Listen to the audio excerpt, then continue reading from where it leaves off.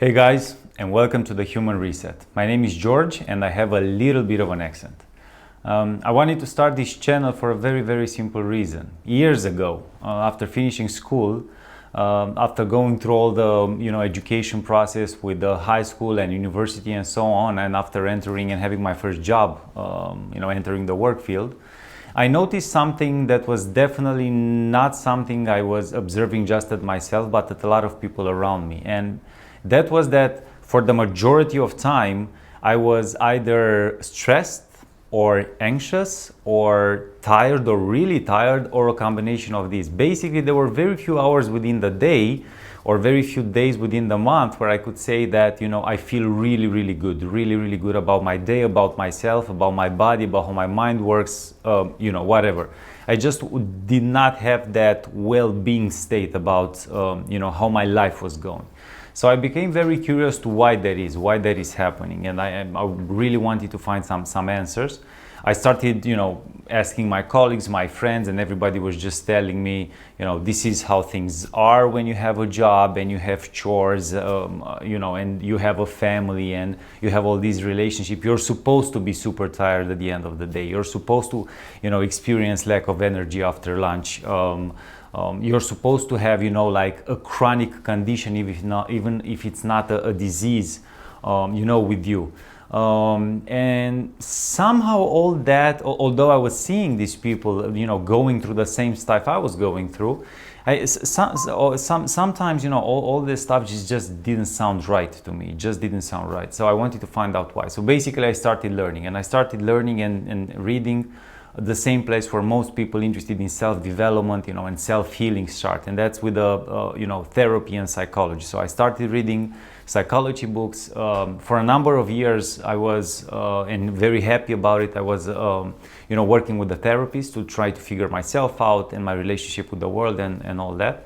And that was, I would say, the first pillar. That was definitely a huge first step for me in understanding how my mind works, how my body works in conjunction with my mind, and what I'm supposed to do to make this collaboration, to make this relationship better. And I was saying that because actually a crucial second pillar, a crucial second element that we all need to analyze and take a look at if we're serious about improving our life, is our relationship with our body, with our physiology, with our biology, because those two are very closely related. So, a person may experience anxiety or depression and solely attribute that to life factors or mindset factors or relationship factors, where in fact they may be genetically predisposed to such condition. There's a lot of things they can do or we can do about that. So the first pillar would be the mindset and the relationship with our emotion. The second pillar would be the relationship we have with our body, with our physiology. Now we're getting to the third pillar. I personally consider this to be the most underrated of them all. Because we can pay attention to our bodies, we can pay attention to how our mind works, but for the most part, we rarely take into consideration how we interact with our environment, right?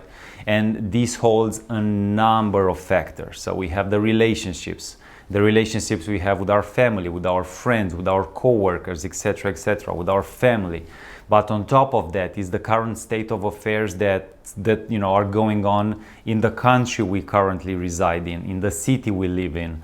There's the environmental factors like pollution and heat factors and light factors and whatnot. A very simple example is that people living in developed cities, but developed cities who have a nice architecture and also have a lot of access to green areas like park or are near forests or mountains, generally experience a sense of well-being or a sense of happiness superior to people living in poor cities where there's a lot of concrete, there's a lot of glass. Maybe those cities are not very clean. Again, this is not something extremely hard to conceive, but it is the way it is, and all these factors have a huge influence on how we live and how we experience life.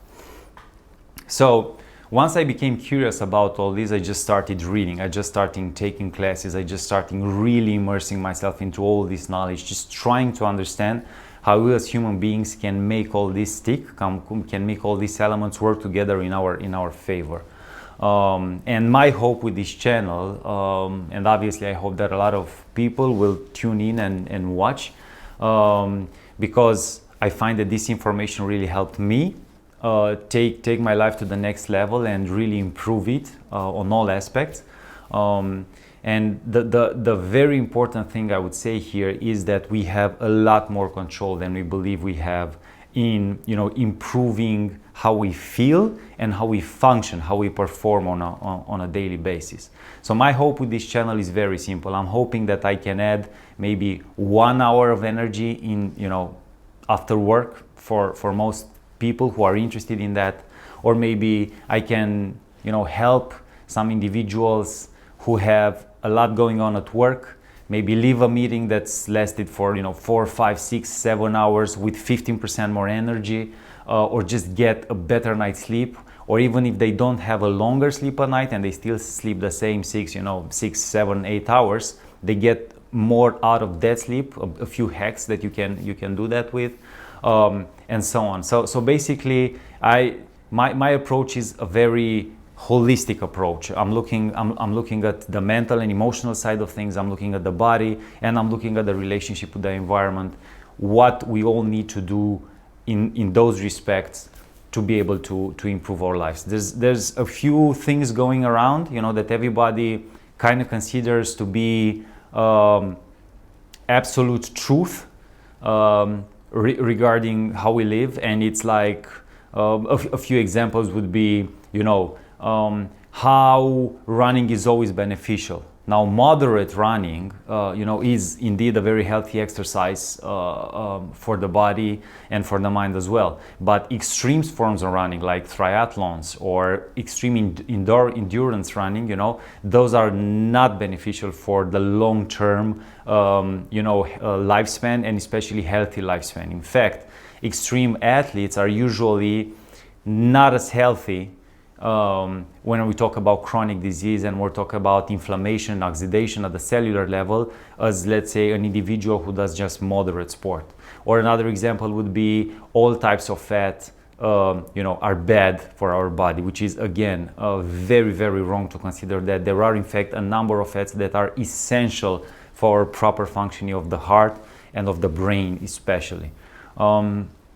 So again, there's quite a few things we can look at.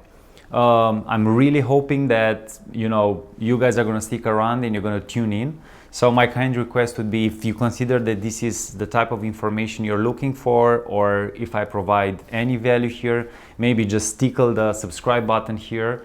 I would really appreciate it. Obviously that would engage more people, and I have to be honest, actually would keep me motivated to just produce more content for you guys. So thank you so much, and I'll see you next time.